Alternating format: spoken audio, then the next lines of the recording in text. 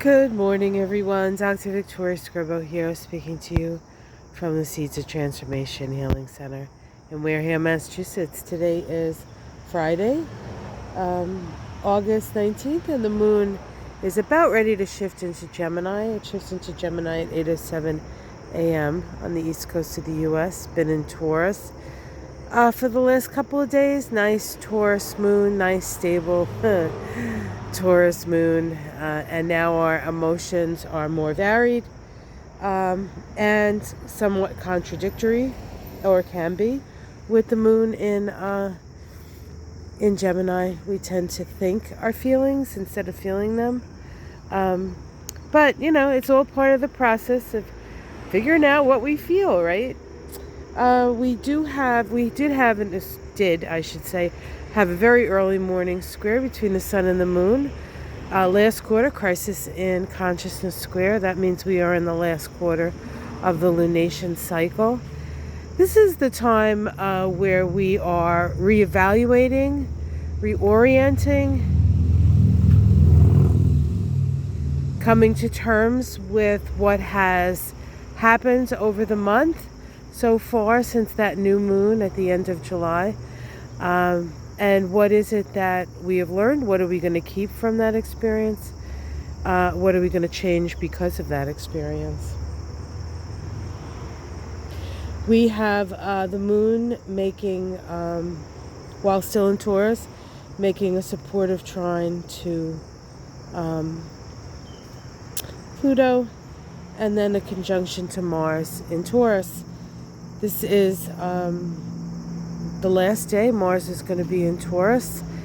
It moves into Gemini tomorrow, where it's going to be for 7 months. So enjoy this Mars in Taurus, folks, because we ain't going to see it for quite a while. All right. We have two aspects today. Sun in conjunct Pluto, and a sesquiquadrate between Venus and Neptune. Let's talk about the Sun Pluto. It sort of forces us to take, to evaluate.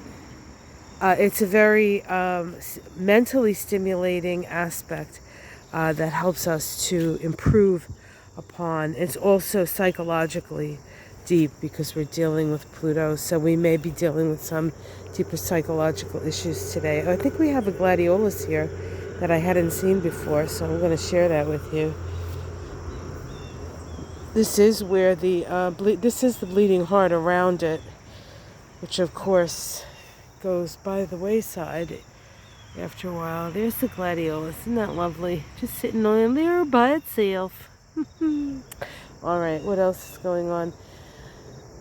So,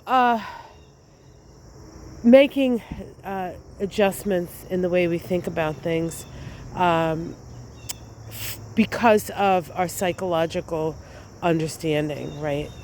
Digging deep within ourselves, our identity, our purpose, perhaps, and how that sort of lines up with the collective evolution that we are experiencing, because everything is changing around us. How do we deal with that, right? How do we make sense of it, and how do we move forward from that point? And then the sesquiquadrate between Venus and Neptune. That Venus and Neptune connections can be beautiful, but they can also be illusionary, and we have a tendency to sort of maybe not look at the details of a situation and try to imagine it differently without actually doing anything. We got to do stuff to make things different. You can't just imagine it. I mean, the imagination is important. It's a good first step, but it has to be backed up with action. And with the sesquiquadrate isn't always, this combination isn't always, wanting to do that necessarily, because it uglies things up maybe. But it's a passing influence. It's an influence where we need to maybe start looking at things a little bit more realistically without losing the magic that Venus and Neptune bring to a situation. So a little bit of magic and a little bit of reason goes a long way. So yesterday I was cleaning up some of the driveway. That's why I was some piles of stuff here, so that will be removed. It should look better shortly, but yeah. So I don't know about you guys, but yesterday was a very challenging day, and I'm not exactly sure why. I didn't see it in the stars. At least I didn't think I saw it in the stars. So if you were feeling a little bit down yesterday, you weren't alone. I'm sure there was a reason astrologically. I just hadn't seen it before it struck.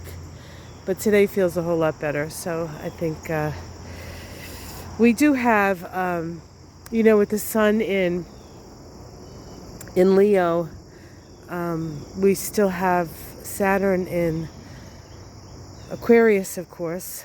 And so facing reality sometimes can be challenging, and but it's necessary because how else are we going to move forward? Ooh, look what we have. I was waiting for these to open. These are the other hardy hibiscus. Now this one, it's the same kind of hardy hibiscus, different color, but it doesn't seem to grow to the phantasmagorical proportions that one does. And what I realized is I had the bird feeder here, and I think there's something in the seeds husks that prevent the area from things from growing, and you can kind of see that area where the bird seed was is kind of compared to every place else.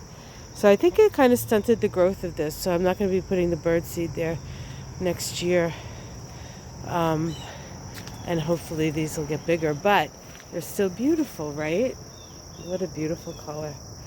All right, guys, that's the color of the day, I guess. Please have yourself a wonderful day. Like and subscribe, and I will see you again tomorrow. Much love, everyone. Namaste.